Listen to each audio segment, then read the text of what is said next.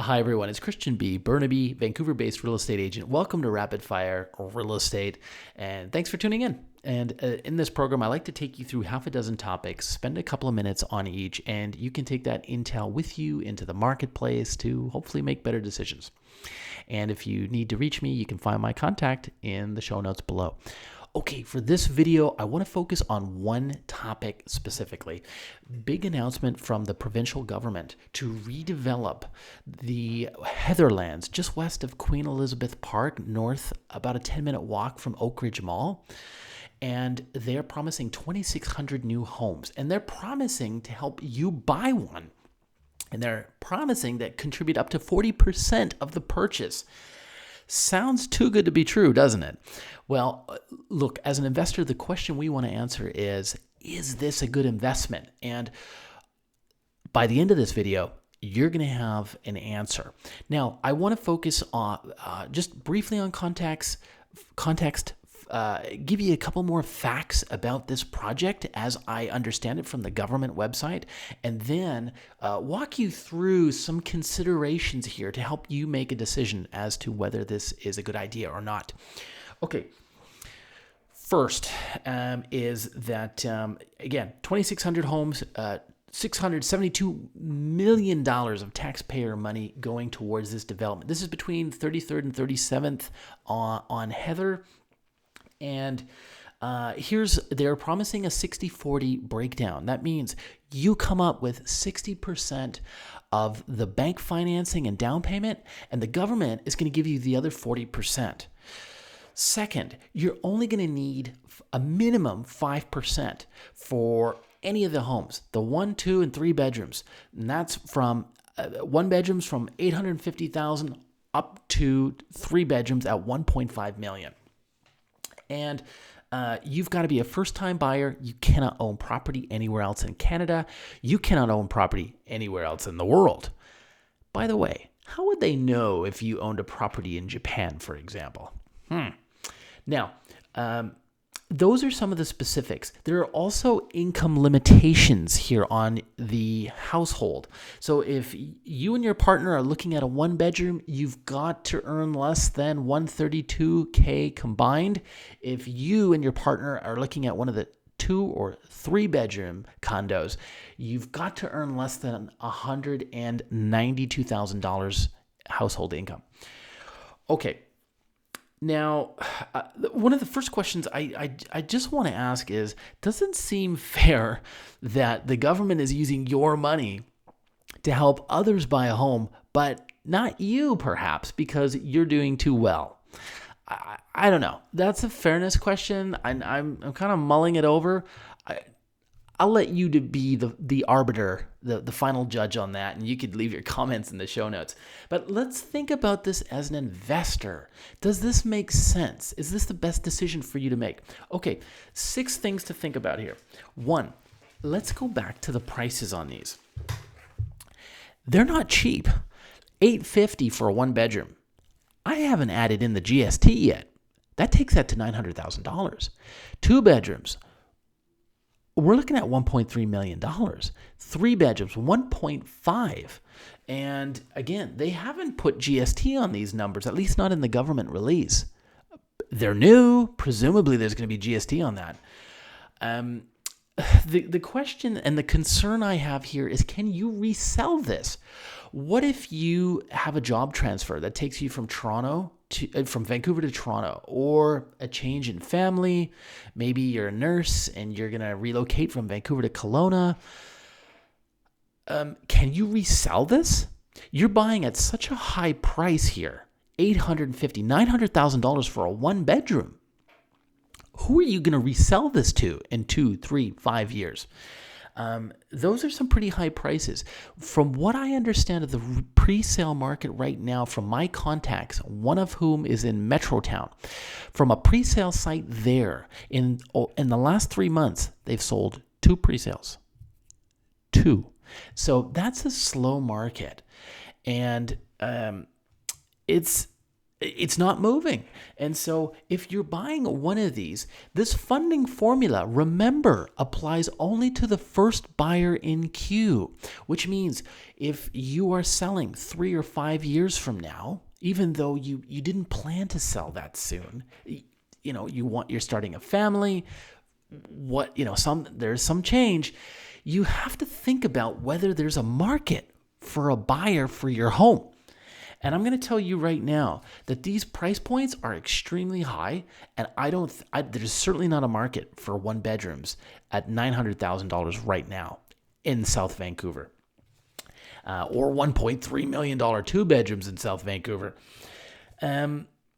The second thing I want you to consider as a seller who is selling one of these is, what is a buyer thinking in terms of their options? Because they're going to ask themselves, well, I can pay $850 for a one bedroom around Queen Elizabeth Park, but why don't I just go downtown into Yaletown? There's some excellent one bedrooms in quality stratas, concrete buildings, 12 years old. Why don't I get one of those instead? There's no GST on that. So very important to understand that. And the same goes for two bedrooms. You can get a very good two bedroom for $1.3 million, and maybe a lot less than that right now. There's a lot of inventory on the market.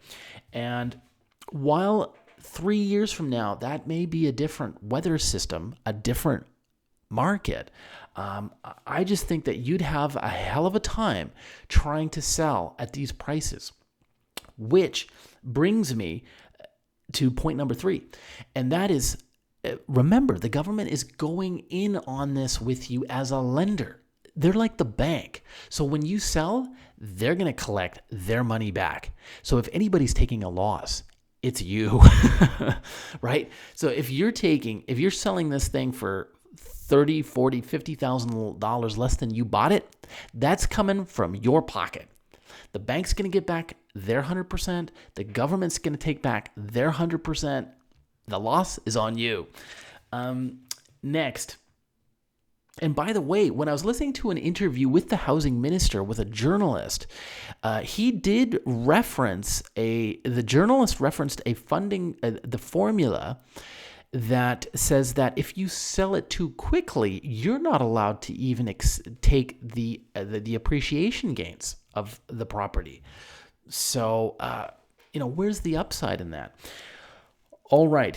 Now, what I want to talk about is point number 4. Remember, this is leasehold, 99-year leasehold land, and they're charging premium prices. I haven't seen leaseholds sell for luxury prices. If that market exists, great. We haven't seen it so far. So this is an untested and unproven commodity right now. Most buyers steer clear of leaseholds because of the uncertainty about when the lease expires.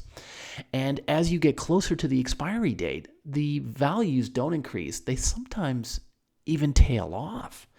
And a lot of buyers will while sellers don't have anyone to sell it to. So the price drops on these things. And banks will not extend mortgages to a property that has less than 30 years left because the amortization period is for 30 years on most mortgages. So there's often not a market for these things. Like if you look at the city leaseholds around False Creek, those things, they'll be on the market for 200 days, 300 days. And some of these buildings, I've read through the strata minutes, like they've got $4 million in work coming up. I mean, you cannot sell these things.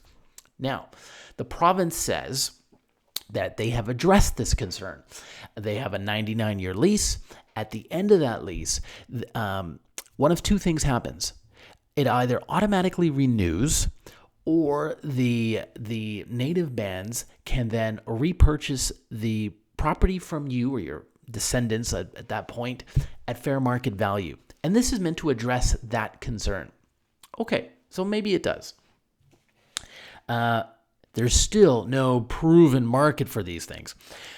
Fifth thing I want to talk about is, remember, you as the first buyer get the benefit of this 60-40 funding formula, but the second buyer again doesn't, and they have to qualify for the purchase the way anybody else for any other resale product in the city would. So what does that mean for their mortgage payments? If you're selling your one bedroom for the same price that you bought it, the buyer buying it from you would have to pay a $4,000 mortgage, monthly mortgage. A two-bedroom buyer, $6,000 a month, monthly mortgage payments. And a three-bedroom buyer would have to pay a $7,000 a month mortgage. How many buyers out there for three bedrooms are looking to spend $7,000 a month on a mortgage for a three-bedroom? That market doesn't exist, and I don't know if it's going to be around 5 or 7 years from now. It's a pretty big risk to take, in my honest opinion, especially for a leasehold property. Leaseholds come with other drawbacks as well. On leaseholds, they could often increase the strata fee without your input.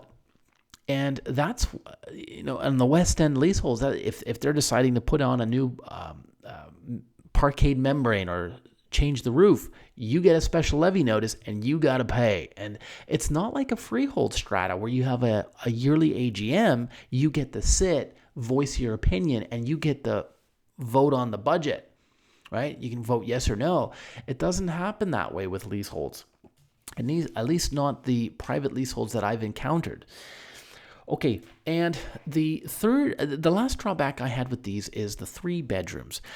I hope they're talking about townhouses here, because if they're talking about 3-bedroom condos, I mean, generally speaking, 99 out of 100 buyers in British Columbia, when they go from a 2-bedroom to a 3-bedroom, they're going from a condo to a townhouse. They are not going to a 3-bedroom condo. And they want more space. They want a garage. They want a little yard for Junior to get out there and kick the soccer ball. And so if you're buying a 3-bedroom, again, can you sell this 5-7 years from now? That's the question. So my concerns with this are, 1, you're buying in at premium prices. You're buying an unproven product, which is luxury leaseholds. 3, you are hoping that there's a market for buyers buying into these premium prices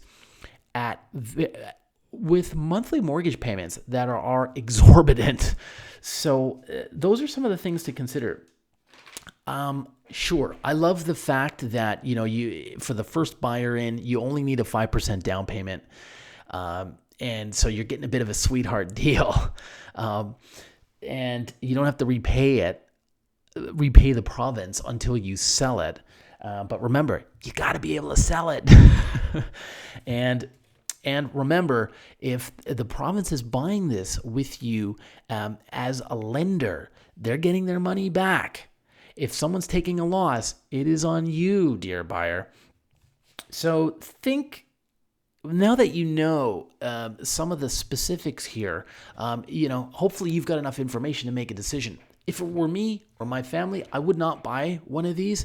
I will be interested to follow their sales. And, did it get a lot of bites on these? Let's see. Maybe I'm wrong. I don't know. Feel free to share your thoughts, your comments, your opinions below on this project. Or if you think I've missed 1 or 2 points, I would love to hear from you. Guys, thanks for watching, and we'll see you next time.